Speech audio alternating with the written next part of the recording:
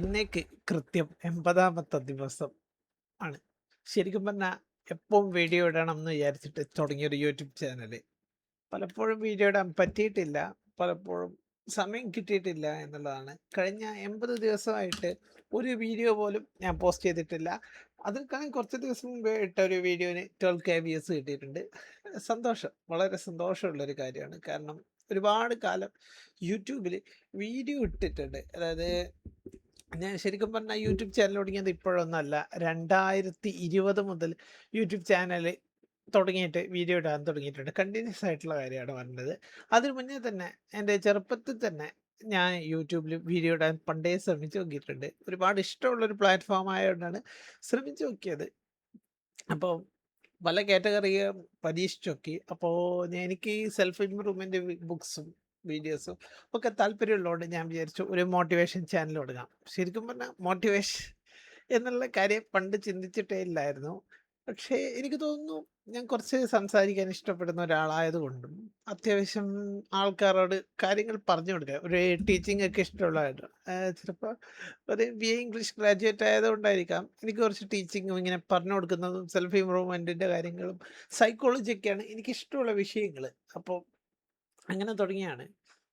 ഈ ഒരു കാലഘട്ടത്തിൽ ഈ 80 ദിവസം എന്ത് ചെയ്തു എന്ന് വെച്ചാൽ ഒരു ജോലി കിട്ടി. അപ്പം അതിന് പോകുന്ന തിരക്കായി.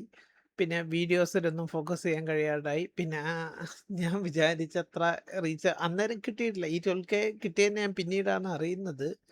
ഞാൻ ആ സമയത്ത് ഒന്ന് ചെക്ക് ചെയ്ത് വളരെ കുറച്ച് വ്യൂസേ ഉണ്ടായിരുന്നുള്ളൂ. അപ്പോൾ എനിക്ക് തന്നെ ഒരു ബേൺ ഔട്ട് തോന്നി. കാരണം എന്താ ഇത്രയും എഫേർട്ട് ഇട്ടു. എഡിറ്റ് ചെയ്തു. കുറേ മണിക്കൂർ കുത്തിയിരുന്ന് എഡിറ്റ് ചെയ്തു. സ്റ്റോക്ക് ഫുട്ടേജസ് തപ്പി എല്ലാം കണ്ടുപിടിച്ച് വീഡിയോ ഇട്ടിട്ടും റീച്ചൊന്നും കിട്ടുന്നില്ലാലോ എന്നുള്ള ഒരു വിഷമമുണ്ടായിരുന്നു. പിന്നെ ജോലി തിരക്കെല്ലാം കൂടി ആയേരം എന്ത് പറ്റിയെന്ന് വെച്ചാൽ യൂട്യൂബിൽ വീഡിയോ ഇടേണ്ട കാര്യം തന്നെ വിട്ടുപോയി. ദിവസം ഓർമ്മിക്കും എന്തെങ്കിലും ഇടണമല്ലോ. പക്ഷേ വിട്ടുപോയെന്ന് പറഞ്ഞാൽ നമുക്ക് ടൈം കിട്ടാണ്ടായി. കിട്ടുന്ന ടൈം ശരിക്കും മാനേജ് ചെയ്യാൻ പറ്റാണ്ടായി. അതാണ് പറ്റിയ ആദ്യത്തെ കാര്യം. അതായത് ഞാൻ എപ്പോഴും പറയുന്നൊരു കാര്യം ടൈം മാനേജ്മെന്റ്. അത് തന്നെ എനിക്ക് വിട്ടുപോയി. കാരണം എന്താ വെച്ചാല് പണ്ടൊക്കെ അൺഎംപ്ലോയിഡ് ആയിട്ട് വീട്ടിലിരിക്കുന്ന സമയത്ത് നമുക്ക് യൂട്യൂബിൽ വീഡിയോ എപ്പോൾ വേണമെങ്കിലും റെക്കോർഡ് ചെയ്യാം, എപ്പോൾ വേണമെങ്കിലും ഇടാം. ഇപ്പോൾ ആണ് മനസ്സിലായത്. അതായത് രാവിലെ പോയി വൈകുന്നേരം വന്ന് അതിനുശേഷം ക്ലാസ് കഴിഞ്ഞ് പിന്നെ ഒരു വീഡിയോ എടുക്കാന്ന് വെച്ചാൽ അപ്പോഴത്തേക്ക് നമ്മളെ ഉപ്പാട് കഴിഞ്ഞിട്ടുണ്ടാവും. ഇന്നത്തെ ദിവസം ഇന്ന് കുറച്ചധികം ടൈം ഫ്രീ കിട്ടിയിട്ടുണ്ടായിരുന്നു. പിന്നെ ഞാൻ യൂട്യൂബിൽ എടുത്തു നോക്കി. എൻ്റെ യൂട്യൂബ് സ്റ്റുഡിയോ ആപ്ലിക്കേഷൻ എടുത്ത് നോക്കിയപ്പോൾ ഞാൻ കഴിഞ്ഞ വീഡിയോ ഇട്ടിട്ട് 79 ദിവസവും 5 മണിക്കൂറായിരിക്കുന്നു. അപ്പോൾ ഇന്നൊരു വീഡിയോ ഇട്ടിട്ടില്ലെങ്കിൽ 80 ദിവസമായിട്ട് ഞാനൊരു വീഡിയോ ഇട്ടിട്ടില്ല എന്നുള്ള കാര്യം എനിക്ക് മനസ്സിലായി.